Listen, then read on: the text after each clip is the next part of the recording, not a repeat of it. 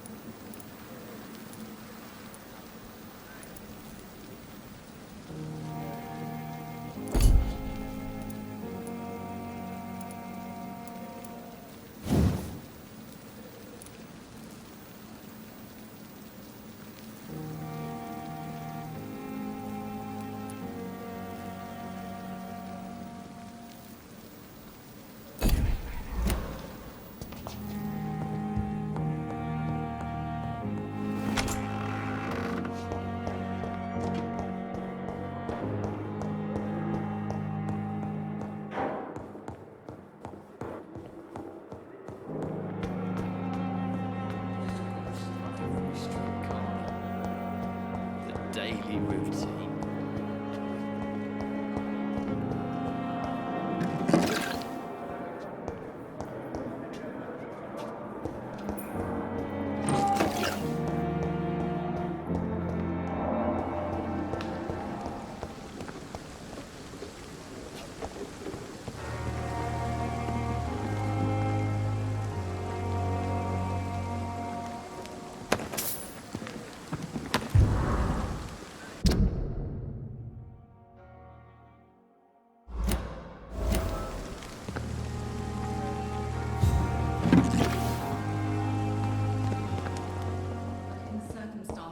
I will not let you down, my boy.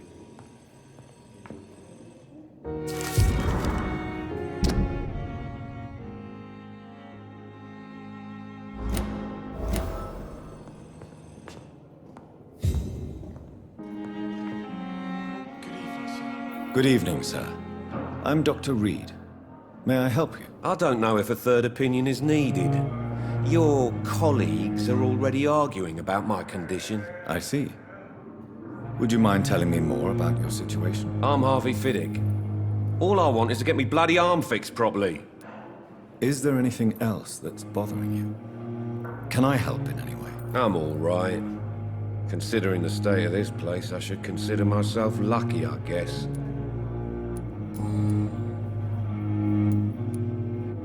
Tell me about yourself, Mr. Fiddick. I'm just a regular guy waiting to get his arm fixed, so I can return to work and to my family. I was more curious about what you were doing before being hospitalized. I'm a carpenter, and a good one too. But that means I need both arms to feed my family, Dr. Reed. Are you satisfied with your treatment here? Well, it's clear that I've chosen a bad time to be injured. Forgive my bluntness, but you seem overwhelmed by cases of the flu. I won't lie to you about it. I'm afraid we are. Are you sure you don't want to operate yourself, Dr. Reed? I have the feeling you're very capable, and your colleagues seem to think so too. In other circumstances, you would be right. But for now, I don't think I can take on the responsibility. My apologies. Tell me about the doctors who are arguing about your case. Strickland and Aykroyd. They both want the best for me, but there's a lot of pride there. Doctors are no different from carpenters, it seems. What do you mean? I often had professional arguments with rivals on a building site. Difference is, I disagreed about wooden nails, not flesh and bones.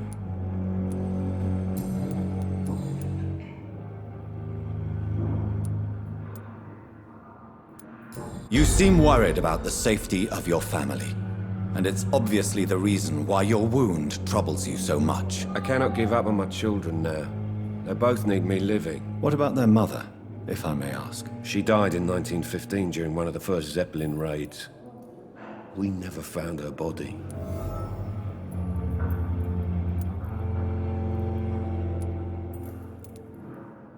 Tell me more about the death of your wife, Harvey. 1915. I was in the army, building workshops for the Royal Flying Corps. Helen was happy I wasn't sent to the front. What happened? The Germans sent Zeppelins to bomb the construction site, but they missed their target. My wife was bringing my dinner when the bombs fell. I'm sorry for your loss. So many died during the bombings. I served in France and witnessed the carnage there. I would like to say that she didn't suffer. Truth is, I have no idea. I just know that I'm all that me kids have. Poor little bleeders. How are your children after losing their mother? They were smaller then. The only good thing about this is my Helen didn't bring them with her that night. Tell me about your injury, Harvey. Why do you feel so guilty about it? My wife died because of me. And now I may lose everything because I've been careless enough to hurt myself. What an arsehole.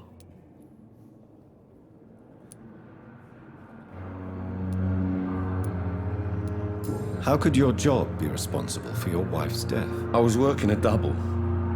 She went out to bring me a hot meal and got caught in a German bomb raid. You can't hold yourself responsible for your injury, Mr. Fiddick, unless you tried to hurt yourself. Of course I didn't hurt myself. But I can't work until my arm is fixed. My children need to eat, Doctor.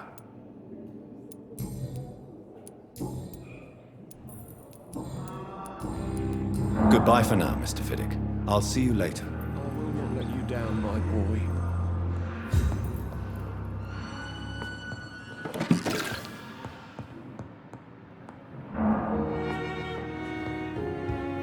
Good evening, sir.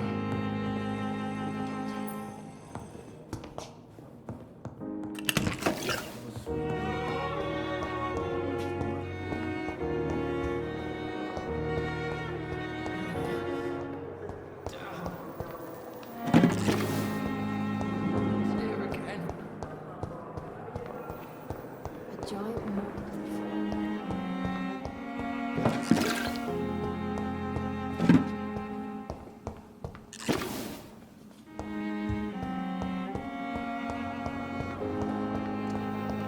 The daily routine.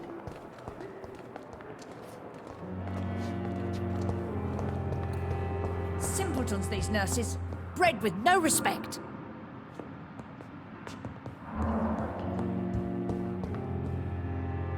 Good evening, Mr. Hampton. How do you feel? Dr. Reed, is it? Oh, sir, I must apologize for my behavior. What do you mean? I was not myself in the factory. Fear and exhaustion made me say awful things to you, I'm afraid. You remained perfectly nice and polite. A little delirious, perhaps. But who wouldn't be after enduring an abduction? Thank you, Doctor. That's a relief. Now all I need to do is rest and return to my flock.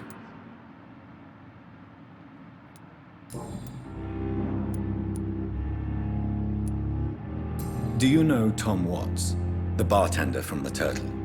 I met him before I found you in the canning factory. Tom? Yes, of course. Always the helping hand, good old Tom.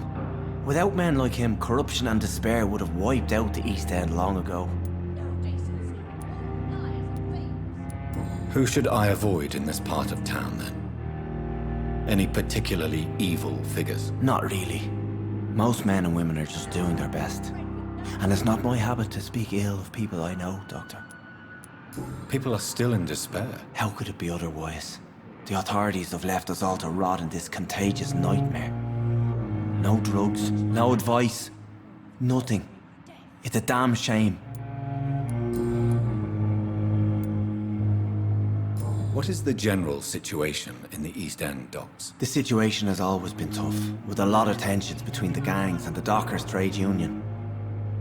The Wet Boot Boys are very nervous since they lost their leader. Who leads the gang now? Since Clay Cox went missing, it's his wife Edwina who runs the show, with the assistance of her minion, Booth Digby. Has the gang been threatening you? Ah, no. I've had this nickname for so long. You know, the sad saint of the East End. No one dares to bug a saint, not even criminals. How did you end up in William Bishop's den? I had received alarming news about his recent behavior. I went to his place and he refused to let me go. Why did he abduct you? William was an alcoholic. His addiction suddenly changed to blood. I don't know why.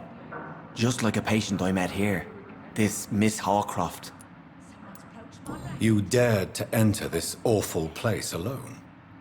You're a hero, Mr. Hampton. Or a fool. I'm just a man trying to help his friends, Dr. Reed. William Bishop was a conflicted soul, searching for light.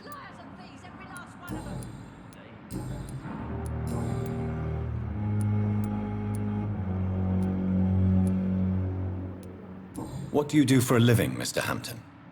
I can't help but notice the cross around your neck. I manage a night asylum for the poor and homeless of the docks. And I try to guide the lost and hesitant on the right path to our Lord. Are you a priest, Mr. Hampton? A deacon, maybe? Not at all, Doctor. I'm just a man of faith willing to preach the good word. Why didn't you use your cross against William Bishop? To repel him somehow? That's a very strange question, Doctor. A cross is no magical token, if that's what you were trying to say. Not mine, anyway. Have you made friends since you arrived? Not really. But I recognize Miss Harriet Jones. I knew her when she lived by the docks. That poor woman had such a miserable life. You never came to see her here at Pembroke? Receiving visits when sick can be an important part of the healing process, you know. We're not just bodies. You're preaching to the converted now, Doctor. To be truly honest, I thought she was dead. She left the docks many months ago. How do you feel, Mr. Hampton? Medically speaking, I mean. I feel exhausted. Beyond exhaustion, actually. William drank so much of my blood in his madness. I feel empty. You're in good hands here. Dr. Swansea is well versed in blood transfusion, and I'm sure he'll take the best care of you. Thank you, sir. I believe all I need is rest. And then I can go back to the people who need me. Goodbye, Mr. Hampton. We'll talk again later.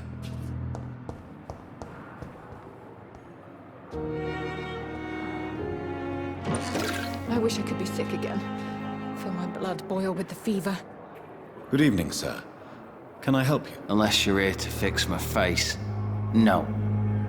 I don't think you can help me. I'm Dr. Reed. I've recently taken the position of head surgeon here. War injuries, am I right? You guessed right, Doctor. German shell took my pretty little mug right off. But they still call me Thomas Elwood. Soldier, do you need assistance? I'm fine. Just do something for this pain, will you? That's all I'm asking.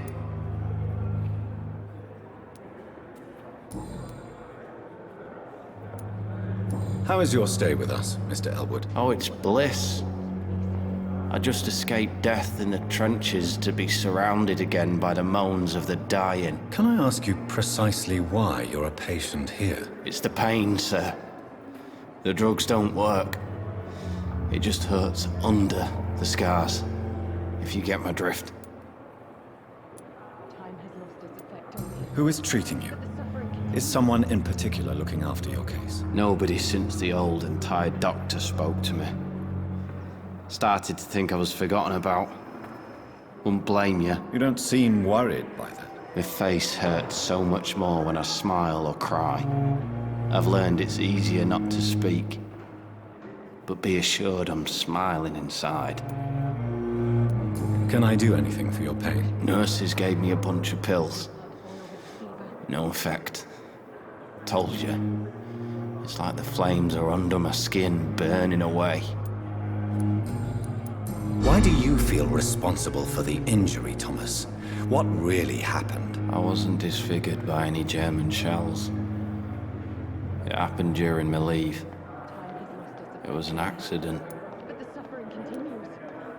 Tell me what really happened then. I went with a whore in Rouen. Dead drunk I was. The hotel was a shithole. was a fire that night. Did you start the fire? Were you trying to avoid going back to the front? That's not uncommon, you know. No. It's just that I was asleep when the flames reached the room.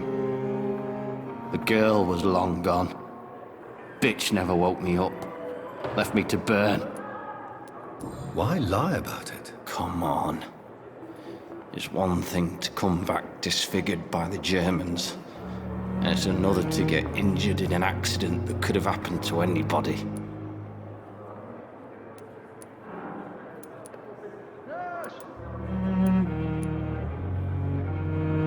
Reconstructive surgery has been very successful for some soldiers. I don't want to wear a bloody mask for the rest of my life. I'd rather stay here and just be forgotten.